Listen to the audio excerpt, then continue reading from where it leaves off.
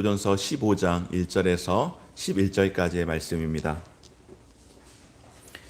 신약성경 고린도전서 15장 1절에서 11절까지의 말씀 제가 봉독해 드리겠습니다. 다 함께 일어나 하나님의 말씀 함께 받겠습니다. 형제들아, 내가 너희에게 전한 복음을 너희에게 알게 하노니 이는 너희가 받은 것이요 또 그 가운데 선 것이라. 너희가 만일 내가 전한 그 말을 굳게 지키고 헛되이 믿지 아니하였으면 그로 말미암아 구원을 받으리라.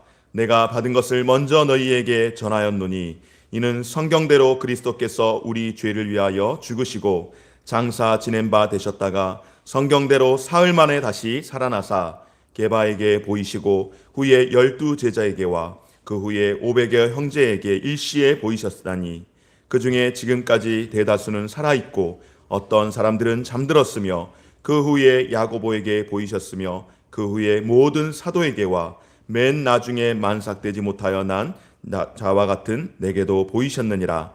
나는 사도 중에 가장 작은 자라. 나는 하나님의 교회를 박해하였으므로 사도라 칭함받기를 감당하지 못할 자니라. 그러나 내가 나된 것은 하나님의 은혜로 된 것이니 내게 주신 그 은혜가 헛되지 아니하여 내가 모든 사도보다 더 많이 수고하였으나 내가 한 것이 아니요 오직 나와 함께 하신 하나님의 은혜로라. 우리 함께 같이 읽겠습니다. 그러므로 나나 그들이나 이같이 전파하며 너희도 이같이 믿었느니라. 아멘. 여기까지 보았습니다. 자리에 앉겠습니다.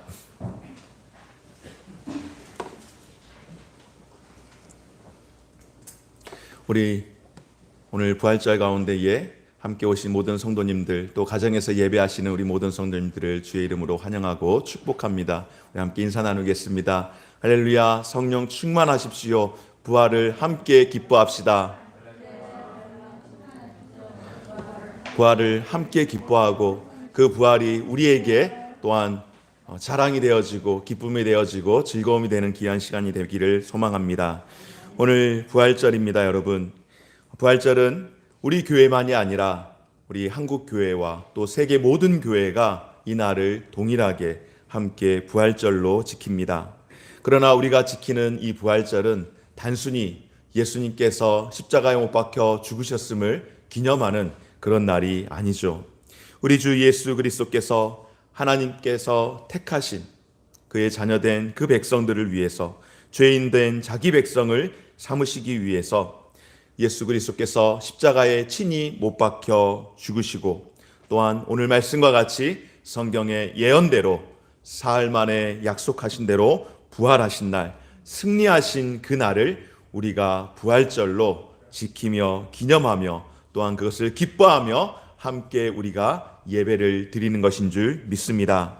오늘 그 부활의 기쁨과 승리가 사랑하는 우리 모든 성도님들과 또 함께하는 모든 가정에 또 온라인으로 예배하는 우리 모든 성도님들에게 다시 한번 하나님께서 우리에게 기쁨으로 충만케 해주시기를 간절히 소망합니다. 여러분들 오늘 부활절 얼마나 기대하셨습니까? 얼마나 즐거워하셨습니까? 오늘 아침에 일어나서 부활절이다. 야, 내일이면 부활절일인데 토요일 날 밤에 그렇게 기대하는 마음으로 여러분 주무시고 오늘 예배를 오셨는지 모르겠습니다. 다 그런 마음이 있으리라고 여겨집니다.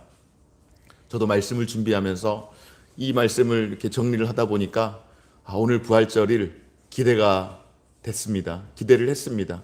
제 아내가 어저께 아침에 제가 나갈 때 그런 이야기를 해줬습니다. 내일 저녁에는, 그러니까 주일 저녁을 말하는 거예요. 토요일까지도 제가 늘 이렇게 마음이 좀 바쁨이 있으니까 내일 저녁에는 맛있는 거 먹어야겠네, 그렇게 이야기를 해줬어요. 그래서 해줘야지. 애들이 일주일 동안 그렇게 고생을 했는데 저희 집 애들이 오늘도 우리 막내가 또 아침에 코피를 쏟는 거예요. 참 많이 잤는데 쟤 왜 또 코피를 또 쏟지? 그런 생각이 들기는 했는데 피곤했는지 코피를 이렇게 한 2번 연거푸 쏟더라고요. 그래서 오늘 좀 잘 먹어야 된다고, 우리 몸을 좀 회복해야 된다고 그렇게 이야기를 하면서 그런 이야기를 어저께 아침에 이제 제가 교회를 나오면서 교제를 했는데 저에게도 개인적으로 여러 가지 이렇게 부활절을 앞두고 또 고난 주간을 보내면서 제가 일부러 예수님이 고난 당하셨으니 나도 그 고난에 함께 동참하기 위해서 내가 좀 고통을 당해야겠다라고 생각하면서 저를 꼬집거나 자해하거나 그런 일은 없었습니다. 그러나 사무실에 있다 보니까는 부득이하게 본의 아니게 식사를 거르는 날들이 몇 차례씩 계속 있어가지고 굉장히 좀 허기진 시간들을 보냈었는데, 우리가 한국교회가 예전에 부활절하면 저희가 할 수 있는 게 없잖아요. 그렇다고 내 손에 못을 박을 수는 없는 일이고, 그래서 금식을 하는 일들이 참 많았는데, 기도하면서 금식을 했다기보다는 때를 놓쳐서 밥을 못 먹기도 했는데, 오늘 저녁에는 나도 좀 맛있는 거 먹고 싶다고 제 아내에게 그런 이야기를 했습니다. 여러분, 이유는 딱 한 가지입니다.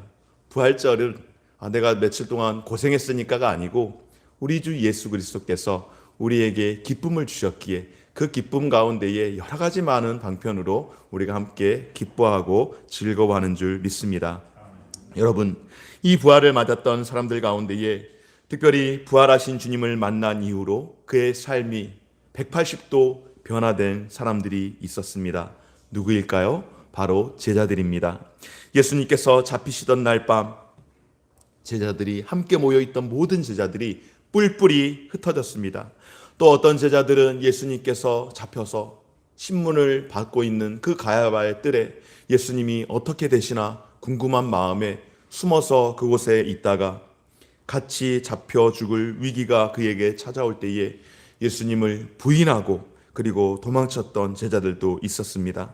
그런데 그렇게 나약했던 제자들이 변화되었습니다. 달라졌습니다.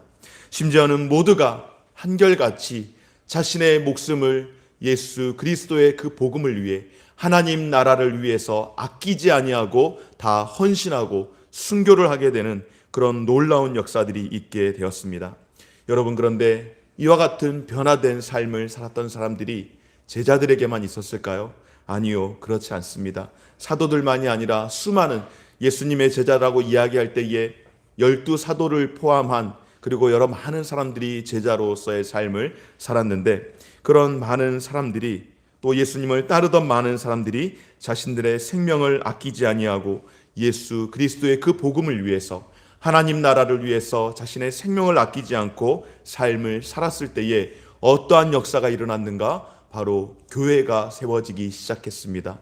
초대 교회가 그렇게 세워지기 시작하였고, 그리고 이 땅 가운데에, 우리 조국 땅 가운데에도 하나님의 교회가 그와 같이 세워지는데, 이와 같이 교회를 세우는 일에 있어서 하나님 앞에서 삶을 드리며 그의 생명을 아끼지 않는 그런 일들이 예외 없이 하나같이 모든 교회 가운데 이루어졌고, 우리 조국 교회 가운데에서도 그런 일들이 참으로 많이 일어났었습니다. 선교사님들이 한국 교회에 찾아와서 그들이 선교하고 순교함으로 교회가 세워졌고, 또 우리의 믿음의 많은 선배들이 그렇게 순교함으로 하나님의 교회가 세워졌었습니다.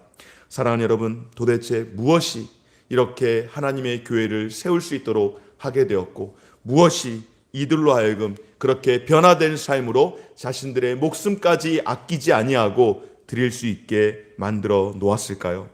바로 우리 주 예수 그리스도께서 죽은 자 가운데 사흘 만에 부활하시고 성경의 예언대로 다시 살아나는 그 부활의 능력을 모든 성도들이 입게 되었을 때에 그 부활의 능력과 권세가 다른 사람들을 변화시키는 힘과 능력이 된 줄 믿습니다.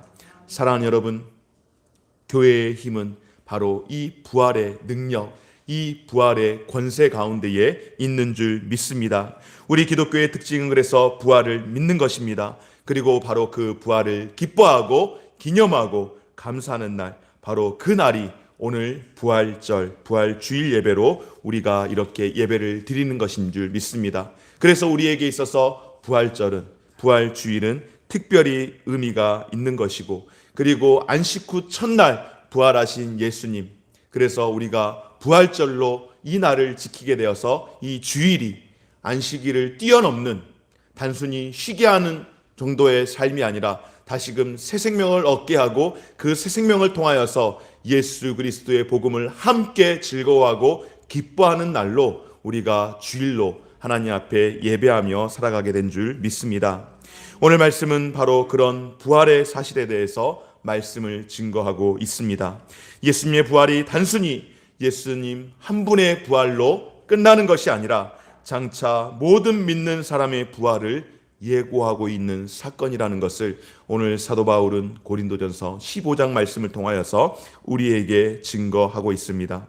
오늘 이 시간 부활의 주님의 부활하심이 우리에게 가르쳐 주시는 삶의 중요한 원리, 그래서 우리도 이 부활신앙으로 함께 살아갈 수 있기를 바라며 말씀 앞에 나아가는 시간 갖도록 하겠습니다. 첫 번째로 여러분, 부활은 무엇인가? 우리 가운데에 주시는 복음의 핵심인 줄 믿습니다.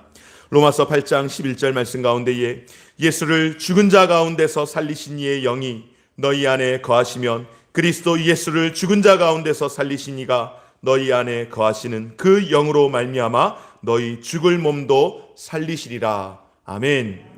예수님께서 부활의 첫 열매가 되셨습니다.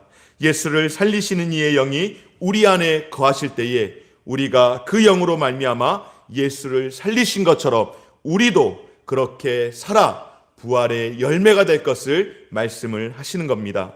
사도 바울은 예수님의 부활에 대해서 오늘 말씀을 통하여서 이렇게 증거합니다.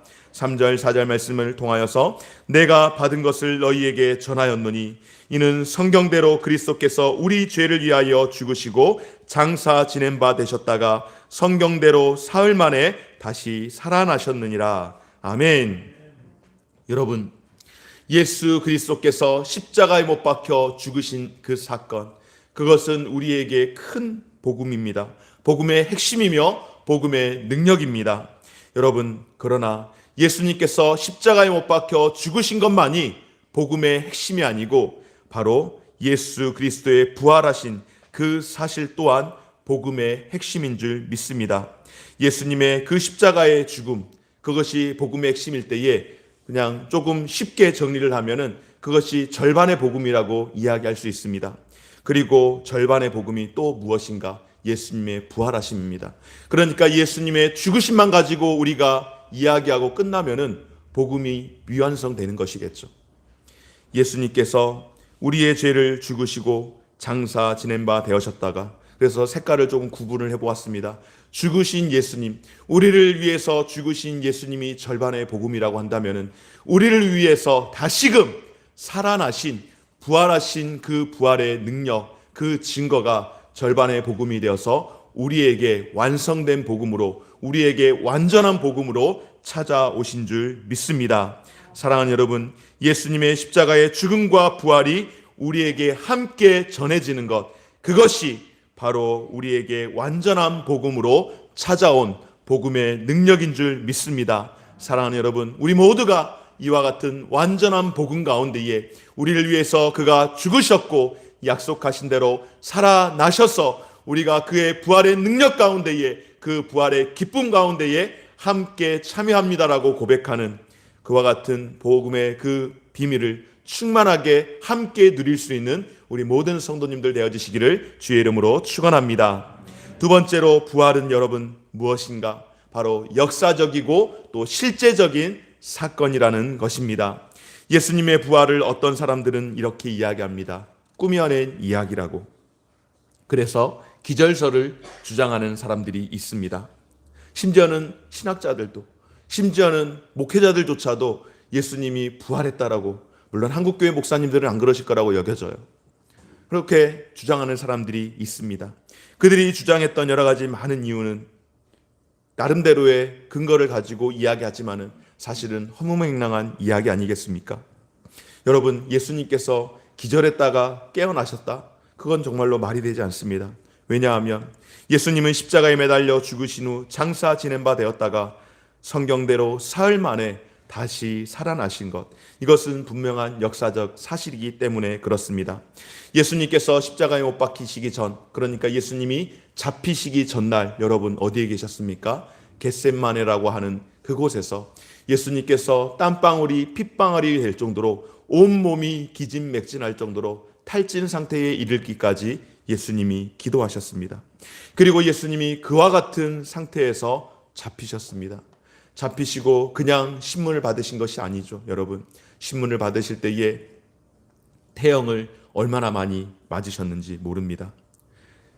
전승에 의하면 예수님께서 이 유대인들은 태형을 40대 이상 때리지 못하게 되어 있기에 항상 한 대를 감해서 39대를 때린다라고 그렇게 이야기를 하는데, 예수님께서 채찍에 맞으셨을 때에 제가 지난 금요일 날도 말씀을 드렸고 아마 우리 성도님들께서 더 많이 아시리라고 여겨집니다. 또 패션 오브 크라이스트 그 영화를 보게 되면은 예수님께서 그 채찍을 맞으실 때에 그 채찍이 얼마나 끔찍한 채찍이고 그 채찍에 맞으실 때에 예수님의 몸이 얼마나 찢어졌는지를 우리가 영화를 통해서도 그렇게 보셔서 알고 있으리라고 여겨집니다. 그렇게 이미 예수님은 거의 절반, 거반 죽음에 이르는 상태에 이르렀습니다. 그리고 그 몸으로 십자가를 지고 가다가 그 십자가를 다 지고 갈 수 있는 체력이 되지 않아서 지나가고 있던 구레네 사람 시몬이 그 십자가를 대신 지어줌으로 골고다 언덕까지 올라가셨고, 그리고 그곳에 올라가셔서 십자가에 못이 박혀 죽으셨습니다. 또한 십자가에 못이 박힌 이후에 바로 사람이 죽지 않죠.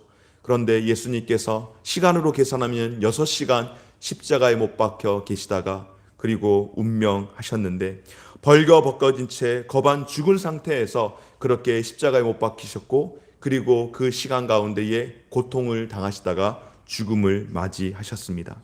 더욱이 예수님이 죽으셨다라고 하는 것을 증언하는 것은 로마의 군병 중 하나가 예수님을 어떻게 합니까? 그 옆구리에 창을 찌름으로 말미암아 예수님의 몸에 물과 피가 다 쏟아지고 그렇게 예수님의 죽음이 확인이 되었습니다. 요한복음 19장 33절 34절 말씀 가운데에 예수께 이르러서는 이미 죽은 것을 보고 다리를 꺾지 아니하고 그중 한 군인이 창으로 옆구리를 찌르니 곧 피와 물이 나오니라. 이미 죽은 것을 누가 확인했는가 하면은 집행자였던 군인이 확인을 했습니다. 다리를 꺾어야 할 필요가 더 이상 없었습니다. 다리를 꺾었던 이유 중에 하나는 시신이, 그러니까 십자가에 매달려 있는 그 형벌을 받는 그 죄인이 끝까지 아직 안 죽었을 때에, 아직 그 숨이 남아 있을 때에 다리를 꺾어서, 그래서 더 이상 숨을 쉴 수 없도록 사실상 질식사를 시키는 것이 다리를 꺾는 이유 중에 하나입니다. 그런데 예수님을 굳이 다리를 꺾지 않았던 이유는 이미 죽었음을 확인했기 때문에 다리를 꺾어야 할 필요도 없었고, 다만 확인 차원에서 창을 옆구리에 한 번 더 찔러서 확인을 했던 겁니다. 그리고 그 후 가운데에 아리마대 사람 요셉이 느고데모와 함께 예수님을 장사하기 위해서 그 시신에 향품을 바르고, 그리고 세마포로 그 시신을 감싸서 돌무덤에 예수님을 안치했습니다.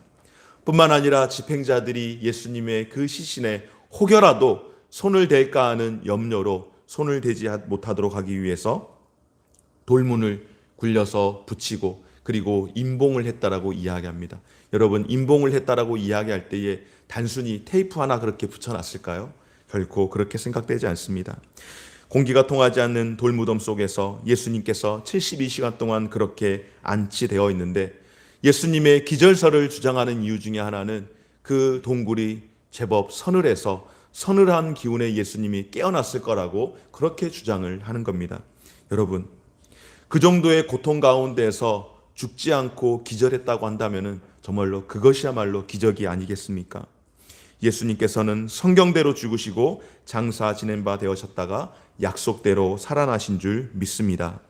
그래서 시신이 기절했다라고 이야기하는 예수님의 기절설은 말이 되지 않는 겁니다. 그냥 우격다짐이나 다름없는 겁니다.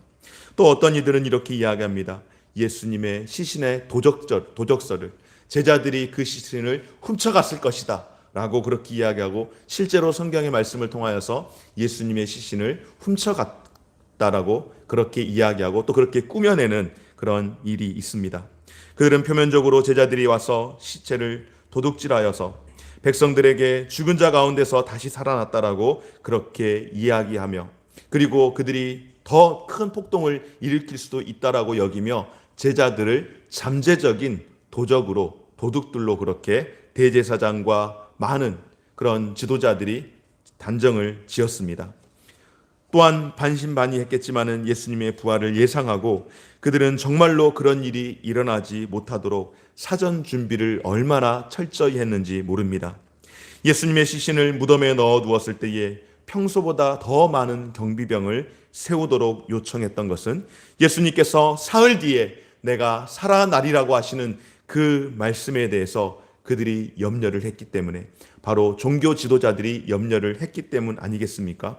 여러분, 뭘 그렇게 지킬 게 있다고, 그곳에서 뭘 훔쳐갈 게 있다고, 무슨 보물이 그곳에 같이 묻혀 있는 것도 아니고 시신밖에 없는 그 돌무덤에 수많은 경비병들을 증원까지 하면서 지키겠습니까?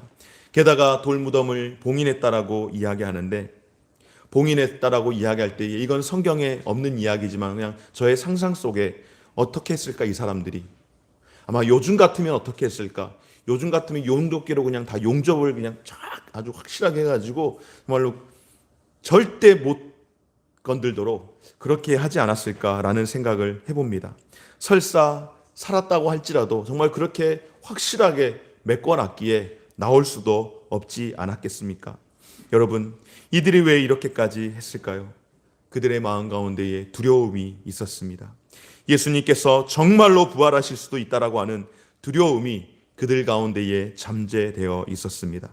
사실상 그들도 부활에 대해서 조금은 의심을 가진 겁니다.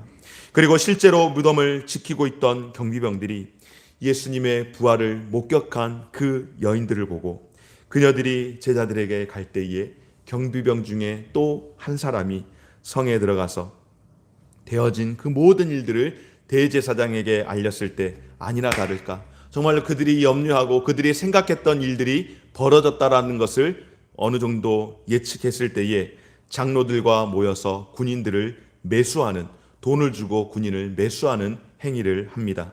마태복음 27장 17절 13절 말씀 가운데에 이르되 너희는 말하기를 그의 제자들이 밤에 와서 우리가 잘 때에 그를 도둑질하여 갔다 하라. 아멘.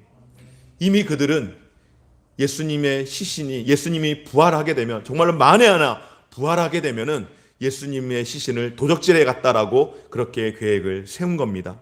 여러분, 경비병이 졸다가 지켜야 할 것을 지키지 못한다면 어떻게 해야 될까요?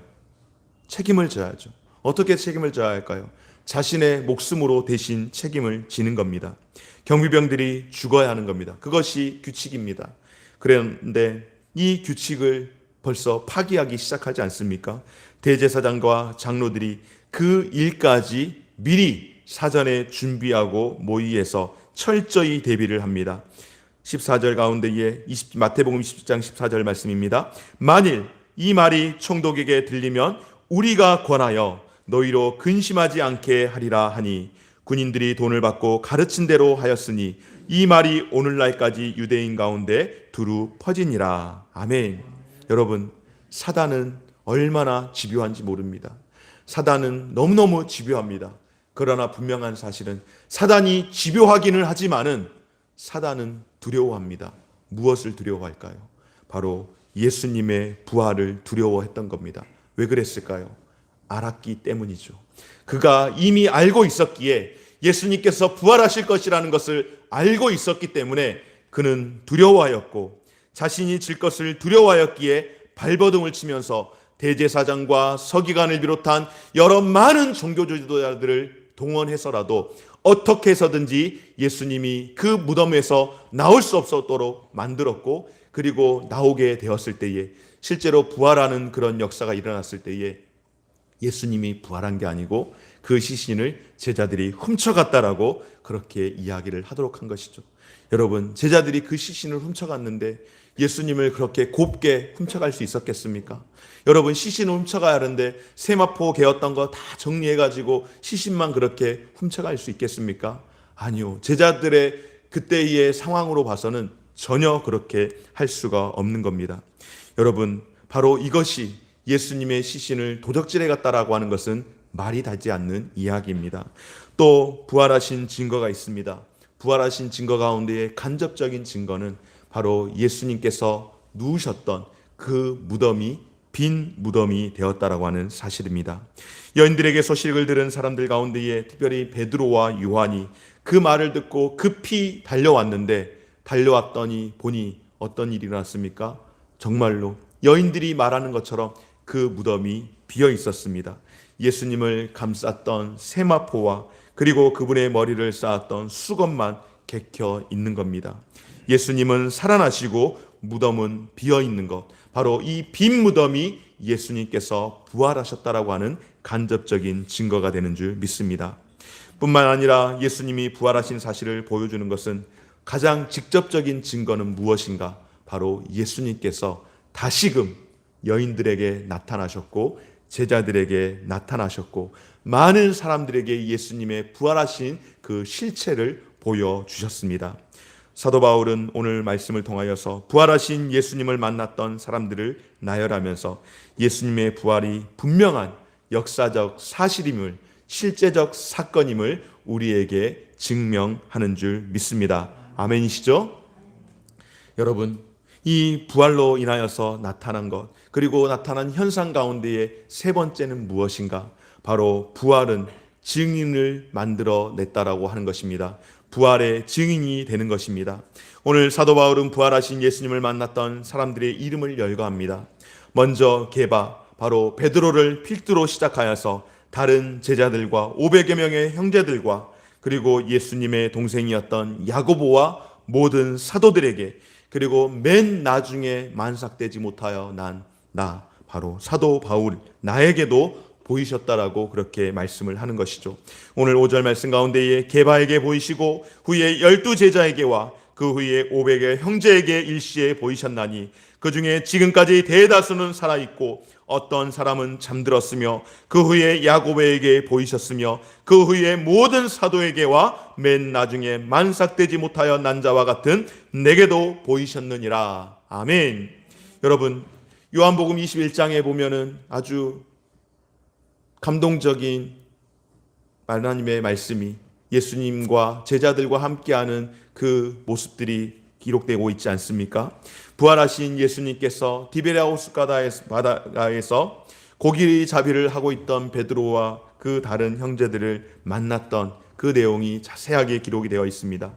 그리고 그곳에서 주님은 베드로에게 실패해서 넘어져서 낙심되어 있는 베드로에게, 자책하고 있는 베드로에게 다시금 내가 나를 사랑하느냐라고 3번이나 물으시면서 그 일을 통하여서 낙심한 베드로를 다시금 회복시키시고 그가 처음 받았던 그 사명을 다시금 확인시켜 줌으로 말미암아 그가 하나님의 귀한 부르신 가운데에 예수님의 귀한 사역을 감당할 수 있도록 베드로를 세워주셨던 그 사건, 그것이 바로 요한복음 21장에 나오는 예수님께서 디베랴 호수 가운데에서 다시금 제자들을 회복시키셨던 사건입니다.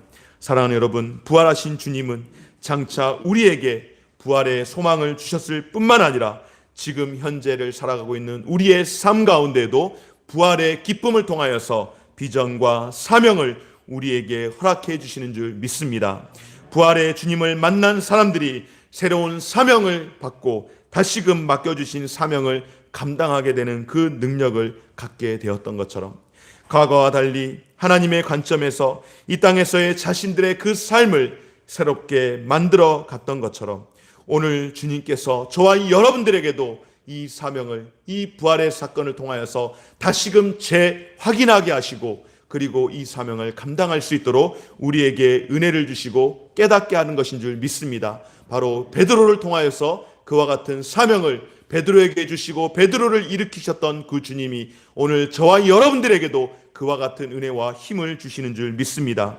변화된 베드로, 여러분, 주님께서 맡겨주신 그 사명을 감당하다 결국 순교함을 통하여서 그의 사명을 위해서, 그가 새롭게 발견한 그 사명을 위해서 자신의 삶을 아끼지 아니하고 하나님 앞에 온전히 드렸던 것처럼 저와 여러분이 그렇게 살아갈 수 있기를 주의 이름으로 축원합니다. 뿐만 아니라 야고보에게 주님이 나타나셨을 때 그렇게 하셨습니다. 여러분, 예수님의 형제들이 여러 명이 있는데 예수님의 형제들이 가장 예수님을 반대했던 사람들인 것을 아시지 않습니까? 예수님이 그렇게 행동하실 때에 예루살렘에 가시기 전에 또 많은 이들에게 복음을 전할 때에 예루살렘에 가서 당신이, 형님이 그렇게 메시아라고 그러면 그렇게 제대로 이야기를 하시던지요. 그렇게 비아냥거렸던 사람들이 예수님의 동생들이었습니다. 그 동생들 가운데 한 사람인 야고보 장로, 이 야고보가 처음에는 예수님에 대해서 그렇게 그닥 좋은 감정을 갖지 않았으나, 그러나 부활하신 예수님을 그가 만나고 깨닫고 자신의 잘못을 깨달은 이후에 예수님을 온전히 영접함으로 말미암아 초대교회 가운데에 가장 위대한 일꾼 가운데에 한 사람으로 세워졌던 것을 보게 됩니다. 여러분, 부활의 주님을 만나게 될 때에 야고보처럼 놀라운 삶의 변화를 보이게 하는 줄 믿습니다. 아마 우리 가운데에 예수님에 대해서 또 누군가가 그렇게 이야기하면 회의적이고 그렇게 별로 좋지 않는 반응을 하는 사람들이 있습니다. 특별히 믿지 않는 가족들 가운데에 예수님에 대해서 이야기하면 너나 잘 믿으세요 라고 이야기하며 그렇게 회의적인 반응을 보이는 가족들도 있지 않습니까? 여러분, 그러한 가족들이 있을 때에 어떻게 하면 좋을까요? 아이고, 이 화상아, 그래, 나는 열심히 믿을 테니까 계속 그렇게 화상으로 그렇게 살아라 라고 하시겠습니까? 아니요, 그렇지 않죠. 기다리셔야 합니다. 인내하며 그들을 위해 기도하는 겁니다. 그렇게 나아갈 때에 야고보가 그렇게 변화된 것처럼 우리의 믿지 않는 형제들 가운데에서도 다시금 회복하는 놀라운 은혜를 경험하게 될 줄 믿습니다. 하나님께서 야고보처럼 그렇게 귀하게 사용할 것을 여러분 기대하며 살아가시기를 주의 이름으로 축원합니다. 제가 아는 어느 집사님이 계시는데 남편이 예수를 믿지 않습니다. 남편이 그냥 예수만 안 믿으면 얼마나 좋겠어요. 남편이 핍박을 합니다. 남편이 나만 핍박하면 얼마나 좋겠어요. 애들까지 그렇게 예수를 못 믿게 합니다. 그런데 이 집사님이 포기할 수가 없는 겁니다. 그래서 꾸역꾸역 교회를 나오시는 겁니다. 주일날 남편이 일부러 꼭 예배 시간도 아니에요. 교회 가는 것을 대놓고 반대하진 않아요. 대놓고 반대하진 않은데 해서 교회 가서 이제 11시 예배 드리면은 한 12시 반에 예배가 끝나잖아요. 그러면 11시 지나서 12시 10분 정도에 전화하는 거예요. 밥 안 먹냐? 전화하고 문자하고.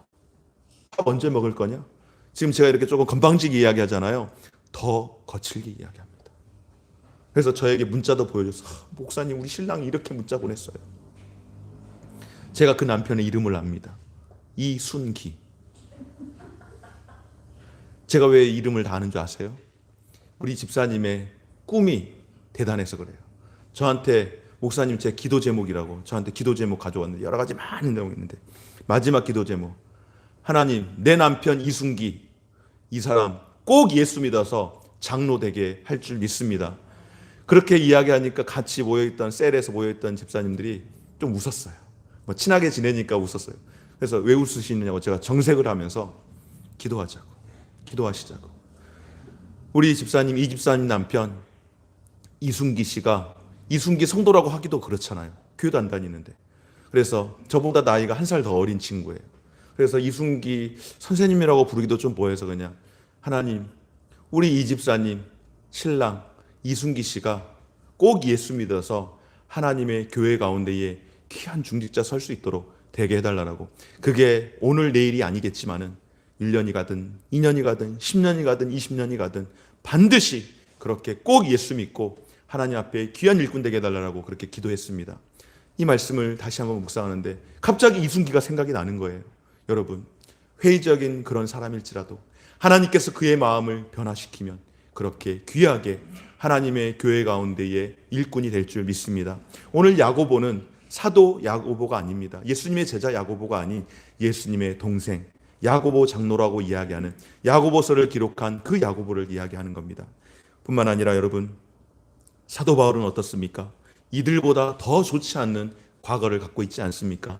예수 믿는 사람을 핍박하다 못해 그를 죽이는 일 가운데에 가장 앞장섰던 사도 바울, 그가 부활하신 주님을 만난 후에 그의 삶이 180도로 변화되게 된 줄 믿습니다. 전에는 비방자였고 핍박자였고 반대자였고 폭행자였지만은 부활하신 예수님을 만난 그가 이방인의 사도가 되어서 가장 소중한 생명을 아끼지 않고 복음의 증인으로 살아가게 된 줄 믿습니다.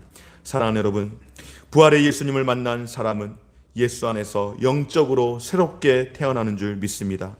바로 이것이 부활하신 예수님, 그 생명 그 자체로 삶을 살아가기 때문에 부활하신 예수님을 믿는 사람들은 이제 죽음의 그늘 가운데 살아가는 인생이 아니라 부활의 생명의 능력으로 삶을 살아가는 줄 믿습니다.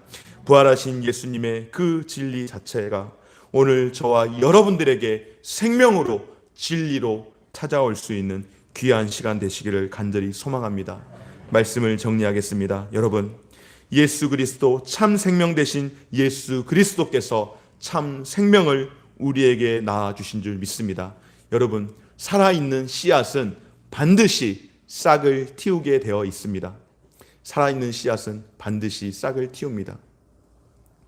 그와 같이 우리도 그 생명을 받았기에 우리 안에 그 생명이 담겨져 있다라고 한다면 우리도 반드시 생명의 싹을 틔울 수 있는 능력과 힘이 우리 안에 내재된 줄 믿습니다. 오늘 저와 여러분들 가운데에 우리에게 주어진 일, 이제 우리도 이와 같이 부활의 증인으로 살아가야 할 줄 믿습니다. 죄인을 위해 십자가를 지신 고난의 주님, 사망 권세를 이기시고 다시 사신 부활의 주님, 그리고 다시 오시겠노라고 약속하신 재림의 주님. 여러분, 이 주님을 우리가 기뻐하며 함께 나누는 것이 오늘 부활주일 아니겠습니까? 그래서 우리도 이 일들을 위해서 함께 나눔 행사를 하기로 했습니다. 우리가 다 갈 수는 없지만은 여러분들이 오늘 예배 후에 상가, 오늘 쉬는 상가들도 있고 문을 연 상가들도 있겠지만은 문을 여는 상가 가운데에 그거 계란 바구니 하나 가지고 갈 때에 여러분 한마디 하시면 되는 겁니다. 예수님이 부활하셨습니다. 부활하신 예수님 때문에 함께 기뻐하고 싶어서 계란 나눕니다. 여러분, 이 한마디가 바로 그 부활의 생명의 씨앗을 뿌리는 것인 줄 믿습니다. 오늘 사도 바울과 그 형제들이 내가 전한 복음을 너희에게 알게 하노니 이는 너희가 받은 것이요 또한 너희 가운데 선 것이라고 말씀하신 것처럼 우리도 받은 복음을 또한 전함으로 많은 사람들이 그 복음 앞에 설 수 있도록 그리스도의 살아계심을 나타내는 삶을 함께 살아갈 수 있는 저와 여러분들, 우리 모든 성도들 되어지시기를 주의 이름으로 축원합니다.